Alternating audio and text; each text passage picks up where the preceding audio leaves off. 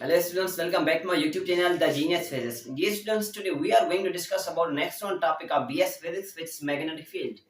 तो यहाँ पर एक स्पेशल कंडीशन गिवन है, हमारे पास एक सर्कुलर पाथ है और सर्कुलर पाथ के में फील्ड मालूम करना। एक पॉइंट ये और दूसरी पॉइंट ये है कि इस सर्कुलर पाथ में एक आर्क लेंथ है, उस आर्क लेंथ की वजह से जो फील्ड बनती है, जो मैग्नेटिक फील्ड क्रिएट होती है, वो फील्ड कैलकुलेट करनी है। और दूसरी पॉइंट ये कि हम सर्कुलर पाथ में एक क्वाड्रेंट का, सर्कुलर पाथ के जो सर्कुलर लूप होता है उसके 4 क्वाड्रेंट होते हैं, हम उसमें से किसी एक लूप की फील्ड किस तरह मालूम कर सकते हैं ये भी मालूम करेंगे। और दूसरी पॉइंट हम ये भी मालूम कर सकते हैं कि जो अगर हम सर्कल को हाफ कर लें तो उसकी वजह से क्या फील्ड बनेगी। ये सारी चीजें हमने जो आपको वर्बली बताई, मैं कोशिश करता हूँ इसको ग्राफिकली मेंटेन करूँ, ग्राफिकली शो करूँ ताकि हमारे कॉन्सेप्ट और भी ज्यादा से विजिबल हो जाए। Okay, so let's start. हमारे पास एक सर्कुलर पाथ है, suppose this is a circular path, ये एक सर्कुलर पाथ है।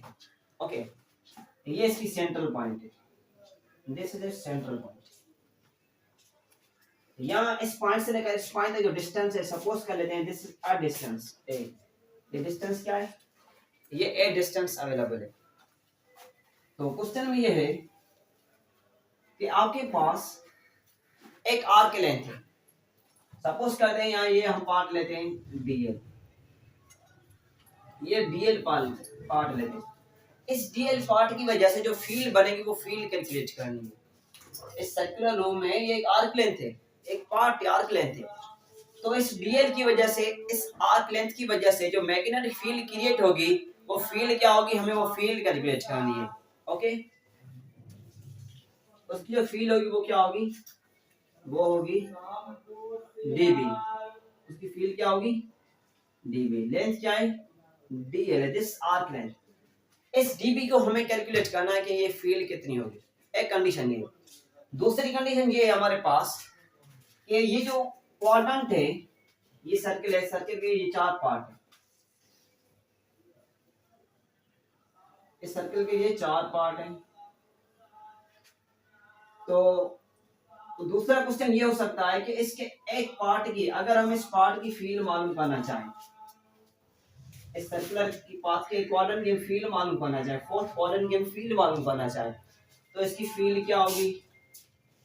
एक ये क्वेश्चन हो सकता है, एक ये क्वेश्चन है कि इसकी आर्क लेंथ की वजह से फील्ड क्या है। दूसरा क्वेश्चन ये है कि इस के एक क्वाड्रेंट की वजह से 1/4 ऑफ सर्कल की वजह से जो फील्ड बनती है वो फील्ड क्या है, ये भी हो सकता है। तीसरा क्वेश्चन ये हो सकता है कि अगर कोई particle half of circle cover करे, या सर्कल का हाफ हिस्सा कवर करे, तो उस केस में इसकी जो मैग्नेटिक फील्ड होगी वो क्या होगी। ये कंप्लीट है, ये इसका हाफ हिस्सा है, हाफ ये हाफ और हाफ ये कंप्लीट। अब कहा गया है कि अगर इस हाफ हिस्से को कवर करे तो इस हाफ हिस्से की वजह से जो मैग्नेटिक फील्ड क्रिएट होगी वो फील्ड क्या होगी। ये भी क्वेश्चन आ सकता है। कितने क्वेश्चंस बने, 3 क्वेश्चंस बन चुके हैं। और एक क्वेश्चन ये भी हो सकता है कि सारे सर्कल की अगर हमें फील्ड मालूम करनी हो, अगर हमें सारे सर्कल की फील्ड मालूम करनी हो, it means when we are dealing with a 2 pi r, जब हम 2 पाई 360 से डील करें तो उस केस में इसकी जो फील्ड होगी वो फील्ड क्या होगी, हम फील्ड ये भी मालूम कर सकते हैं। तो आपको किसी भी वे से, बाय एनी वे, किसी भी टेक्निक से इन 4 क्वेश्चन में से कोई भी एक क्वेश्चन पेपर में दे सकता है। तो ये पॉसिबल कंडीशंस अवेलेबल हैं कि हम सर्कुलर पाथ में किस तरह एंगल्स मालूम कर सकते हैं, किस तरह किसी एंगल पर मैग्नेटिक फील्ड मालूम कर सकते हैं। एक बात हुई क्वाड्रेंट, एक क्वाड्रेंट की फील्ड। दूसरा ये हुआ कि अगर कोई आर्क लेंथ है, डेल्टा एल गिवन है, डीएल गिवन है, इसकी फील्ड मालूम करें। तीसरा ये हुआ कि अगर सर्कल का हाफ हिस्सा कोई पार्टिकल कवर करता है तो उसकी जो फील्ड होगी वो फील्ड क्या होगी, मैग्नेटिक, वो कैलकुलेट करनी है। और ये पार्ट भी अवेलेबल है हमारे पास, अगर सारे सर्कल की हमें पूछे इसकी फील्ड क्या होगी तो हम उनकी फील्ड इजीली मालूम कर सकते हैं। तो ये 4 पॉसिबिलिटी है, by anyway questions can be arise, question आ सकता है। ओके, तो अभी हम फोकस करते हैं इसके आर्क लेंथ की वजह से, जो आर्क लेंथ की वजह से फील्ड बनी, इस फील्ड को कैलकुलेट करने की कोशिश करते हैं। Okay, so according to Biot and Savart's law we have discussed magnetic field dB is equal to mu naught I upon 4 pi a dl sin theta upon में r स्क्वायर। हमने ये चीज डिस्कस की है according to Biot and Savart's law. we have discussed dv is equal to mu naught I dl sin theta upon 4 pi r square. हमने ये चीज discuss की है. This is general form of Biot and Savart's law. ये Biot और Savart's law का एक general form है. हमें इसकी बेसिस पर फील्ड कैलकुलेट करनी है. ओके, तो dv is equal to mu naught I 4 pi r square 4 pi r square dl sin theta. अच्छा, ये थीटा किसके इक्वल है? इस बात को थोड़ा फोकस करें. यहां पर जो dl पार्ट है और जो पोजीशन वेक्टर है dl और ये जो r है, ये r ले लें या आप a ले लें, कोई इशू नहीं है. ठीक है, इनके दरमियान में जो एंगल है वो कौन सी एंगल है? वो है 90 डिग्री. dl और r के दरमियान में जो एंगल है वो क्या है? 90 degree. So DL and R are at angle of 90 degree. ये दूसरे क्या है? परपेंडिकुलर है 90 डिग्री पर. ओके, तो यहाँ पर एंगल का वैल्यू क्या पुट करेंगे? 90 डिग्री. तो सिंपली इसको सॉल्व करें.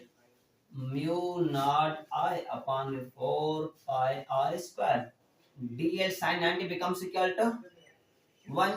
So dv is equal to mu naught I upon 4 pi r square into dl.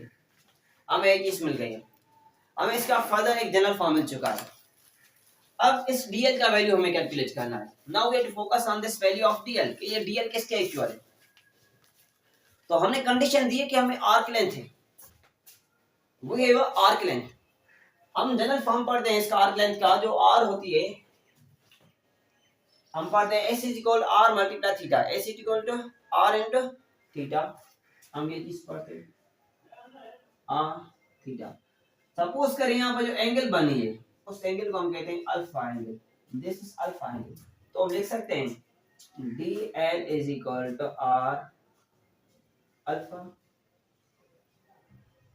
dl is equal to r alpha. यहाँ थीटा लिख ले, कोई इशू नहीं है, मगर इसको हम रिप्लेस कर दें r अल्फा. तो आप dl की जगह पर ये वैल्यू पुट कर सकते हैं. अच्छा, इसने हम डायरेक्ट वैल्यू पुट करेंगे. हम इसको किसी टेक्निक किसी बेसिस के तौर पर हम पुट कर सकते हैं. हम क्या करेंगे? इन दोनों को साइड्स को इंटीग्रेट करेंगे. Integrate both sides.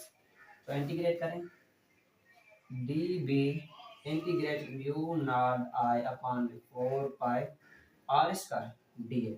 ओके, अब हम इस वैल्यू को प्लेस कर सकते हैं. dl की वैल्यू को प्लेस कर सकते हैं r अल्फा. अच्छा, यहां से कुछ टर्म्स कॉमन निकालने, कुछ टर्म्स कांस्टेंट है जिनको हम बाहर निकालेंगे. जो r डिस्टेंस है, r डिस्टेंस भी क्या है? एक कांस्टेंट डिस्टेंस है. करंट भी क्या है? कांस्टेंट है. म्यू नॉट भी कांस्टेंट है. 4 पाई भी कांस्टेंट है. तो हम इस सारे टर्म को इस इंटीग्रेशन से आउट ले लेंगे. ठीक है, इसको इंटीग्रेशन से बाहर निकालें. अच्छा, dv की इंटीग्रेशन क्या होगी? b is equal to mu naught I upon 4 pi r square into integration dl. dl की हम इंटीग्रेशन लेंगे. तो now dl is equal to what? dl बराबर है r अल्फा के बराबर है. तो dl की जगह पर हम पुट कर सकते हैं कि r alpha. So b is equal to mu naught I. b is equal to mu naught I. b is equal to mu naught I upon 4 pi r square upon 4 pi r square. और dl का value क्या है? dl की integration किसके equal है? This is equal to r alpha. ये r alpha के equal है. ये r थीटा ले लें, r अल्फा ले लें, नो मैटर. ओके, तो r से cancel. So magnetic field is equal to mu naught I upon में 4 पाई r इनटू अल्फा. तो हमें ये मैग्नेटिक फील्ड मिली. This is magnetic field due to the arc length. Arc length की वजह से जो मैग्नेटिक फील्ड बनी है वो क्या है? ये mu naught I upon 4 pi r into alpha. ये इस आर्क लेंथ की वजह से जो मैग्नेटिक फील्ड मिली है वो ये है मैग्नेटिक फील्ड का वैल्यू. ओके, तो आप ये नोट कर लें. अब हम फोकस करते हैं कि अगर हमसे कहे कि आपके पास हाफ सर्किल है, हाफ सर्किल की वजह से फील्ड क्या बनेगी. तो सिंपल हमें क्या करना है, इस एंगल के वैल्यूज को बस जस्ट वेरी करना है। अगर कहता है हाफ साइकिल है, अगर कहता है फुल साइकिल है, तो according to that we have to put the value of alpha. अगर कहे हाफ साइकिल है, अगर कहे फुल साइकिल है, कंप्लीट साइकिल है, तो जस्ट इस अल्फा को हम चेंज करके इसके वैल्यू को सेटअप कर सकते हैं। ओके, तो आप ये नोट कर लें, नोट कर लिया। अभी हम फोकस करते हैं for complete cycle. Complete cycle, अच्छा, जो कंप्लीट साइकिल में हम डिस्कस करते हैं वो वहां पर एक्चुअल एंगल क्या होती है, 360 होती है। 360 डिग्री बराबर होती है 2 पाई के, इसके बराबर होती है 2 पाई के। जब हम कैसे कहते हैं कि देखो complete cycle of moving charge particle, तो उसकी वजह से जो एंगल बनेगी वो एंगल क्या होगी, अल्फा की जगह पर 2 pi. So magnetic field is equal mu naught I upon 4 pi are into 2 pi. तो आप इसको सिंपलीफाई कर सकते हैं, 2 टू द 4, पाई और पाई कैंसिल, तो रिमेनिंग क्या बचा, magnetic field is equal to mu naught I upon में 2 आर अपॉन में 2 आर। तो ये मैग्नेटिक फील्ड मिली है, म्यू नॉट आई अपॉन में 2 r. This is magnetic field because of complete cycle. Complete cycle की वजह से जो मैग्नेटिक फील्ड का मैग्नीट्यूड मिला है वो क्या है, वो ये। तो आप देख सकते हैं कि जो मैग्नेटिक फील्ड है ये डायरेक्टली प्रोपोर्शनल किसके साथ, करंट के साथ, और इनवर्सली प्रोपोर्शनल डिस्टेंस के साथ। जितना हम इसका सर्कल बढ़ाते जाएंगे उतनी जो फील्ड की मैग्नीट्यूड है वो वीक होती जाएगी, जो फील्ड की स्ट्रेंथ है वो फील्ड की स्ट्रेंथ वीक होती जाएगी। ओके, अगर ये सर्कल है, सपोज करें इसका आर डिस्टेंस जो है वो 5 सेंटीमीटर लेते हैं। अगर मैं 5 को इंक्रीज करूं, 6 करूं या आप एनी नंबर जाऊं, +5 जाऊं, आगे जाऊं, तो उस केस में जो मैग्नेटिक फील्ड की वैल्यू है, जो मैग्नेटिक फील्ड की स्ट्रेंथ है वो वीक होती जाएगी। अगर मैं डील करता हूं उस केस से कि आर की वैल्यू में 5 से कम करता हूं, माइनस में देता हूं 4 3 2 1, तो उस केस में जो मैग्नेटिक फील्ड की वैल्यू होगी वो मैग्नेटिक फील्ड स्ट्रांग होती जाएगी, उसकी जो स्ट्रेंथ है वो हाई होती जाएगी। ओके, अगर मैं +5 देता हूं, मतलब ये डिस्टेंस बढ़ाता हूं, तो फील्ड वीक होगी। अगर मैं सर्कल को स्मॉल करना चाहता हूं, सर्कल स्मॉल तब होगा जब डिस्टेंस कम करेंगे, तो उस केस में जो फील्ड है वो ज्यादा स्ट्रांग हो जाएगी। ओके, तो ये केस था जब हम डील करें कंप्लीट साइकिल के साथ, उस केस में ये चीज मिली। और ये तब था जब हम किसी आर्क लेंथ पर फील्ड मालूम करना चाहें। अब तीसरा केस ये है कि हम इसकी हाफ साइकिल की मैग्नेटिक फील्ड कैलकुलेट करना चाहते हैं। हमने ये कैलकुलेट की कंप्लीट साइकिल की, अब हम मालूम करना चाहते हैं किसी हाफ साइकिल की। ओके, तो ये नोट कर, अब हाफ साइकिल पर फोकस करते हैं, जल्दी करें। ओके, तो for half cycle, half cycle की वजह से जो फील्ड बनेगी वो फील्ड क्या होगी, तो जनरल फॉर्मूला ये है, जस्ट हमें एंगल को चेंज करना है, just we have to vary the angle, हमें एंगल को ही बस वेरी करना है, otherwise no issue. Okay, so b is equal to mu naught I upon में क्या है 4 पाई आर इनटू अल्फा का वैल्यू क्या होगा, पाई होगा, क्योंकि हमने अभी हाफ डिस्टेंस की बात की है, हाफ साइकिल की बात की है, तो उस केस में ये चीज होगी। तो पाई पाई से कैंसिल, तो रिमेनिंग पार्ट क्या बचा, b is equal to mu naught I upon में 4 आर। तो ये मैग्नेटिक फील्ड मिली है जब हम डील करते हैं किसी हाफ साइकिल की वजह से।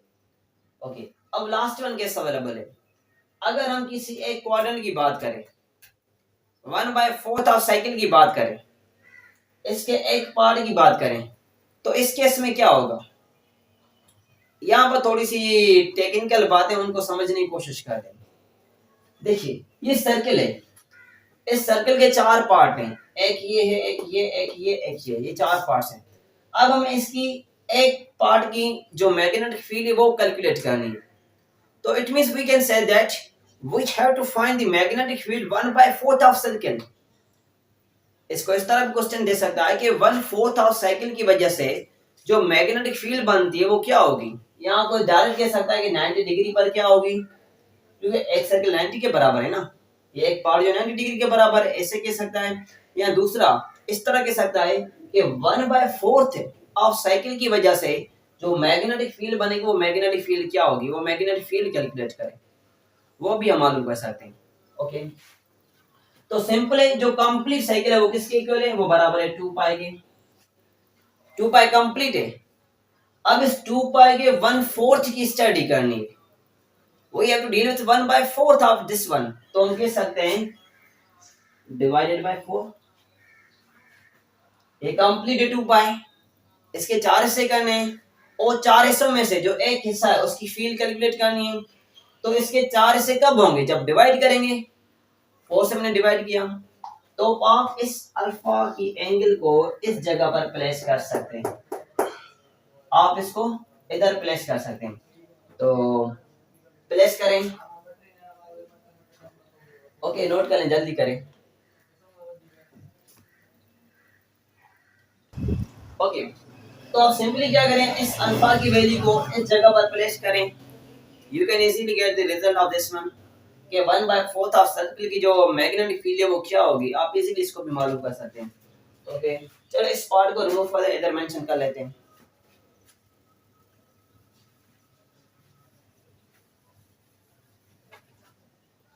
अब क्या है, 1/4 ऑफ साइकिल, 1/4 ऑफ साइकिल की जो मैग्नेटिक फील्ड है हमें वो कैलकुलेट करनी है।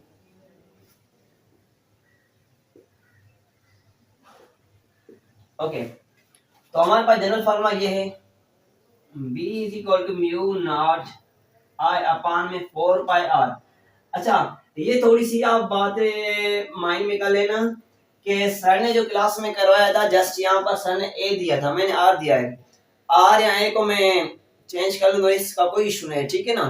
आप यहाँ पर और कोई भी लेटर दे सकते हैं, कॉन्सेप्ट हमारे सेम ही रहेंगे। Okay, so mu naught I upon 4 pi R into alpha. इस अल्फा का वैल्यू क्या है, इस एंगल का वैल्यू क्या है, सवाल को समझने की कोशिश करें। डेरिवेशन तो आपको समझ में आ जाएगा, कैलकुलेशन आपको समझ में आ जाएगी। मेन चीज है किस तरह ये हम प्लेस करते हैं इस एंगल को। यहाँ पर सवाल है 1/4 ऑफ साइकिल, जो कंप्लीट साइकिल है वो बराबर है 2 पाई के। यहाँ पर है 1/4, इस 2 पाई का एक हिस्सा चाहिए, इस 4 में से एक हिस्सा चाहिए, तो हम 4 से डिवाइड करेंगे तो हमारे पास इक्वली पार्ट्स आ जाएंगे। तो एंगल क्या होगी, 2 पाई अपान में 4, 2 पाई अपान में 4। तो आप इसको सिंप्लीफाई कर सकते हैं इजीली, पाई पाई से कैंसिल और 1 to the 2 to the 4, 2 multiply 4 you will get 8। so magnetic field is equal to mu naught I upon में 2 multiply 4 8 into R। तो हमें ये magnetic field, this is magnetic field, तो हमें मैग्नेटिक फील्ड का ये वैल्यू मिल चुका है। ओके, तो एक केस ये था कि आर्क लेंथ की चाहिए, दूसरा केस ये था कंप्लीट साइकिल की चाहिए, तीसरा केस ये था कि अगर हाफ साइकिल हो उस केस में, और चौथा केस ये था अगर 1/4 ऑफ सर्कल की बात की जाए तो उस केस में मैग्नेटिक फील्ड को किस तरह कैलकुलेट कर सकते हैं। तो हमारे पास ये कंप्लीटली चीजें आ चुकी हैं। ओके, तो ये नोट करें, जल्दी करें। ओके, मैं रिमूव कर लेता हूँ। तो इनको हम कंपेयर करते हैं थोड़ा सा, ताकि अगर एमसीक्यूज के हवाले से बात की जाए या किसी कमीशन के पेपर्स में क्वेश्चन आ सकते हैं तो हमें कॉन्सेप्ट इसका माइंड होना चाहिए। अच्छा, हम फर्स्ट फोकस करते हैं आर्क लेंथ की वजह से जो फील्ड बनी वो क्या है, वो ये B is equal to mu naught I upon 4 pi R in alpha. दूसरा केस ये है, जब हम डिस्कस करते हैं किसको, कंप्लीट साइकिल को, म्यू नॉट I अपान में 2R फील्ड बने। तीसरा केस ये है, magnetic field is equal to mu naught I upon में 4R। ये क्या है, कौन सा केस, हाफ साइकिल वाला, ये कंप्लीट है और ये हाफ है। और चौथा केस ये था, अगर 1/4 ऑफ साइकिल की बात की जाए तो उस केस में मैग्नेटिक फील्ड क्या होगी, म्यू नॉट I अपान में 8R। तो this is magnetic field of arc length. A show करती है आर्क लेंथ को, ए शो करता है आर्क लेंथ को, और ये फील्ड है 2R वाली किसकी, this is for complete cycle, लिखते हैं C means complete cycle, and this magnetic field of half of cycle, BH लिखते हैं हाफ साइकिल की। और ये जो फील्ड है 1/4 है सर्कल के एक पार्ट की, 1/4 ऑफ साइकिल। तो यहाँ देखिए म्यू नॉट आई, म्यू नॉट आई यहाँ पर भी है, यहाँ पर भी है, यहाँ पर भी है, यहाँ पर भी है। It is clear. That's final. And this magnetic field of arc length is also dependent on radius.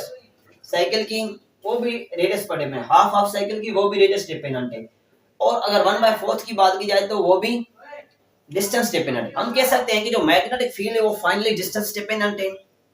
Okay, अब यहाँ पर थोड़ा सा फोकस करें कंप्लीट साइकिल में और हाफ साइकिल में और 1/4 ऑफ साइकिल में किसकी मैग्नेटिक फील्ड ज्यादा है और किसकी कम है, ये बात थोड़ा सा फोकस करें, किसकी ज्यादा है और किसकी कम है।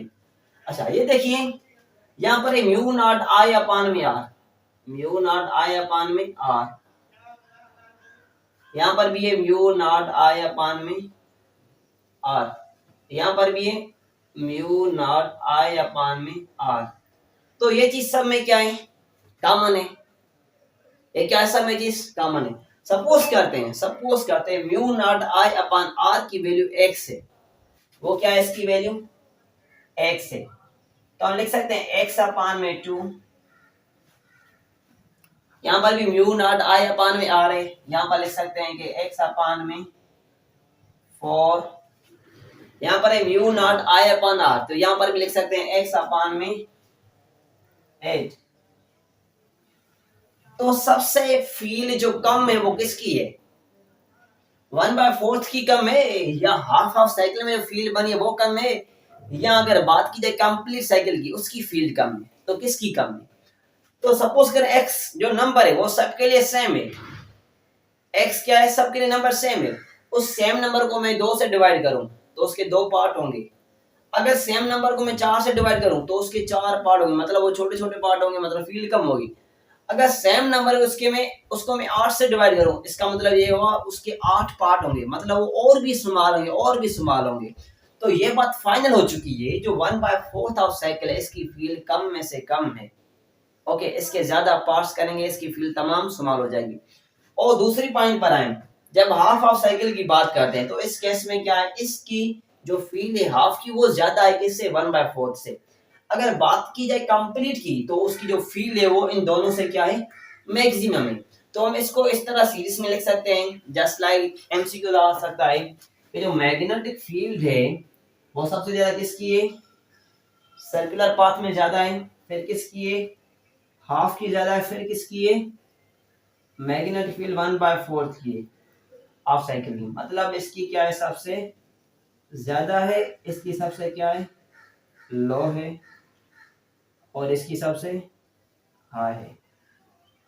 ओके, तो इस तरह क्वेश्चंस वगैरह आ सकते हैं, और भी क्वेश्चन आ सकते हैं, ज्यादा थोड़ा सा टेक्निकल अगर डिफाइन करने की कोशिश करूं तो और भी बहुत सारे क्वेश्चंस यहाँ से निकल सकते हैं, but just I think that's it enough. तो आप ये पॉइंट्स नोट कर लें कि सर्कुलर पाथ में अगर बात की जाए किसी आर्क लेंथ की, उस आर्क लेंथ की वजह से जो फील्ड बनती है वो फील्ड क्या होगी, एक पॉइंट ये।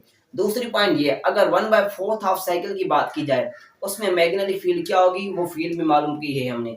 तीसरी पॉइंट ये है, अगर बात की जाए हमारे पास इस सर्कल का हाफ हिस्सा लेते हैं, हाफ ऑफ सर्कल लेते हो, उसकी फील्ड क्या होगी, वो भी फील्ड हमने मालूम की।